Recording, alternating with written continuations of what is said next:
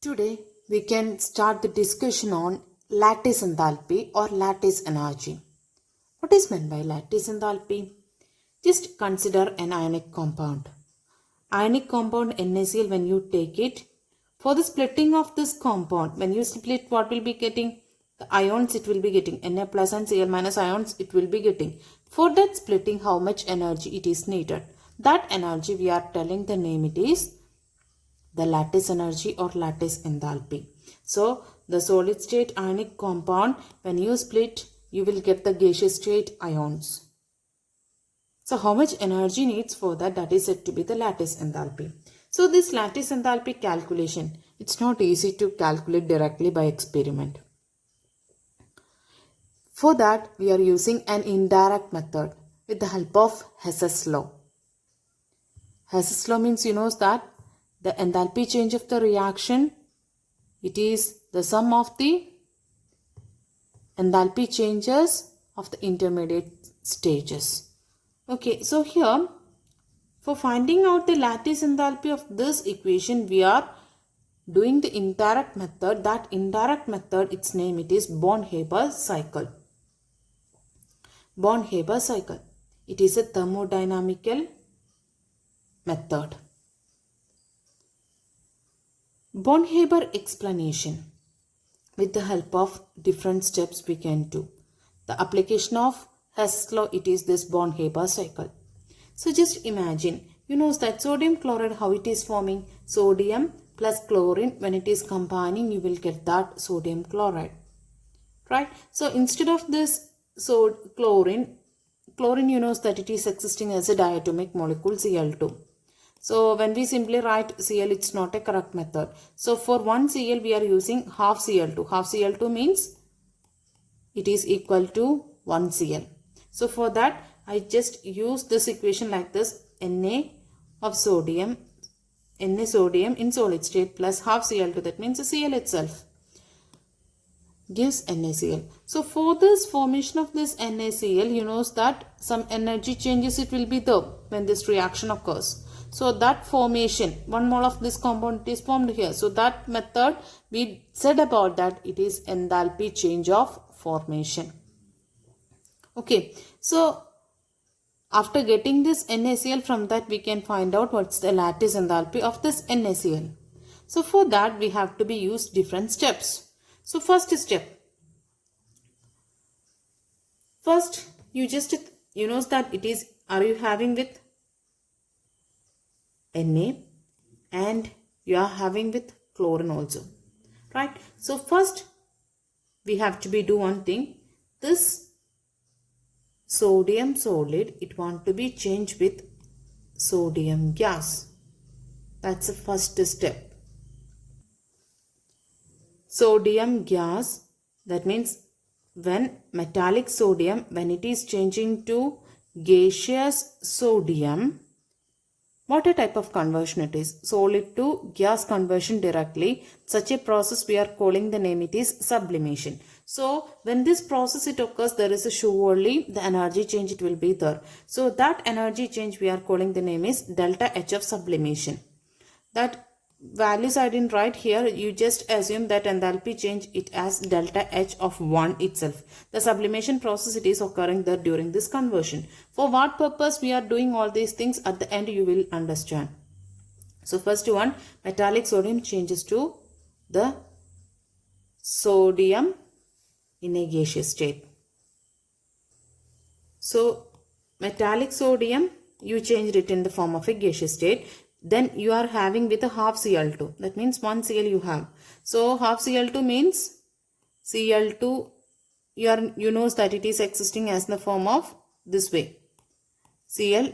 So for this breaking, we need some energy. That breaking energy we are calling the name is bond dissociation energy. So that is the next step. Conversion of chlorine molecule into chlorine atoms is the next step. So for that, the chlorine dissociation it needs, because chlorine.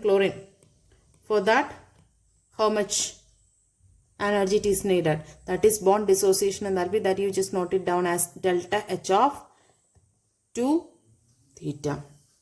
So here for 1 mole conversion we need one bond dissociation energy, but here half mole only, so half bond dissociation energy. I didn't mention the values here, so simply you just put it as delta H2 theta.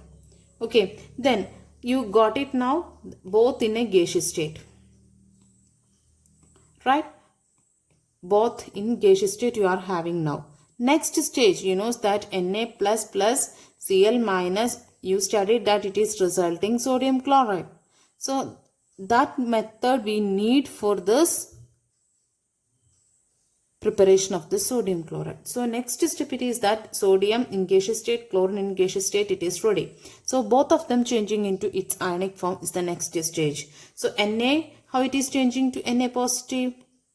Na become Na positive, how? By the loss of one electron. By the loss of one electron means, I will show one more time, Na from that one electron, when it is losing, it will be resulting Na positive. So Na gives, when this one it is going to this side, what will be happen? Na plus plus 1 electron. This is the way of writing the Na to Na plus conversion. Okay, that is the next step. Na gas, it is changing into the form of Na positive by the loss of 1 electron. So that losing of 1 electron, most loosely bound electron, what's the method? It is said to be ionization enthalpy. So this enthalpy values, it will be there like 482 kilojoule. Likewise values it's there. I didn't mention the values here, but for our explanation this is enough. So this is the enthalpy, standard enthalpy change. It is indicated by the ionization enthalpy here. Right, so Na positive, it is ready. The next one, chlorine, we got it as chlorine gas, as one atom you got it. So that also we need to be changed into the form of chlorine. So the ion, sodium ion, it lost, sodium loses 1 electron here, no. So that 1 electron, it is received by this chlorine and it is having the change of chlorine minus. So gaining of electrons, it is said to be electron gain enthalpy. So here the enthalpy change, it is indicated by that method of electron gain enthalpy of the at the standard state. So 4 types of things you got it. I am reminding just again one same. First one, you are having the solid Na, chlorine gas. We need to make NaCl. How it is possible? Solid changes to gas by the method of sublimation. You got enthalpy and half Cl2 it is here, so that you want to be make it as a 1 Cl. So because chlorine it is existing in the form of Cl2, that is why we need to be make it like this. Okay, so chlorine gas by the method of bond dissociation, you got the gas from both in a gaseous state. Now both will be changing into its ionic form. That is the second, third and fourth stages. So you are having Na plus and Cl minus now. Just combine these two in the next step. So you are having NaCl now. In some cases, here electron gaining by the chlorine. So electron gain negative value. Here losing of electron, so it is a positive value. So likewise the notations, the charges all will be coming in that values. So that also you note it down. Then according to Hess's law, you studied that this is the reaction we discussed now. What's the value? Just imagine Q is the value here when this reaction is carried out in a single step. But the same process we discussed here in this 5 steps. So summation of these 5 steps, the delta H value, it is the same as that of this single steps delta H value.